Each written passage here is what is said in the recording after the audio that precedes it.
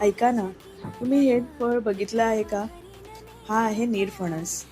Especially हा कोकणात जास्त भेटतो. तर हा आपला रेग्युलर फणस असतो तसाच असतो, फक्त त्याच्यामध्ये अटला नसतं. तर ह्या नीरफणसाची आपण भाजी पण करू शकतो किंवा आपण त्याची कापं पण करू शकतो. आज आम्ही ठरवलंय की कापं करायची.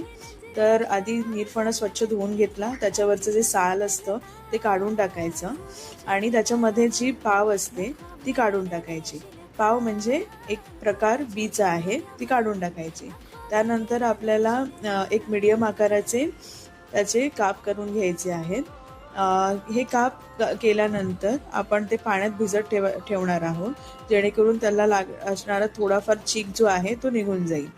त्यानंतर माशाला जसं आपण मॅरिनेशन करून ठेवतो त्याच प्रकारे आपल्याला इकडे आलं लसणाची पेस्ट, हळद, तिखट मसाला, मीठ हे सगळं टाकून त्याला मॅरिनेट करायचे. पण लक्षात घ्या, मीठ हे तुम्हाला जास्त नाही टाकायचे, जेणेकरून त्याला ते खारट पण बनणार नाही आणि दुसरी गोष्ट म्हणजे त्याचा जो स्वाद आहे तो तसाच टिकून राहील. त्यानंतर आपण कोटिंग करण्यासाठी रवा घेतलेला आहे आणि त्यामध्ये बेसनाचं पीठ, तांदळाचं पीठ, लाल तिखट मसाला, थोडंसं चिमूटभर मीठ टाकलेलं आहे.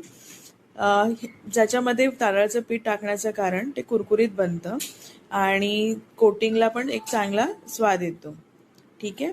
आणि त्याच्यानंतर आपलं मॅरिनेशन झाल्यावर आपल्याला तेल घ्यायचं आहे एका पॅनमध्ये आणि चांगलं पॅनमध्ये तेल तापल्यानंतर आपण जे मॅरिनेशनसाठी तयार केलेलं, कोटिंगसाठी तयार केलेलं जे मिश्रण आहे ते आपण लावणार आहोत मॅरिनेटेड पीसला आणि शॅलो फ्राय करून घेणार आहोत. तुम्ही डीप फ्राय पण करू शकता, शॅलो फ्राय पण करू शकता. आम्ही इथे शॅलो फ्राय केलेलं आहे. ठीक आहे. आणि त्यानंतर आपल्याला दोन्ही बाजूने ते खरपूस भाजून घ्यायचे. याचा वास खूपच छान येत होता आणि दुसरी गोष्ट म्हणजे हे कुरकुरीत जे फणसाचे काप आहेत ते खायला खूप चविष्ट लागतात, अप्रतिम लागतात. तुम्ही पण नक्की एकदा ट्राय करा आणि व्हिडिओ आवडला असेल तर नक्की लाईक, शेअर, सबस्क्राईब करा आणि हो, हा नीरफणस तुमच्याकडे मिळतो का हे कमेंटमध्ये नक्की सांगा.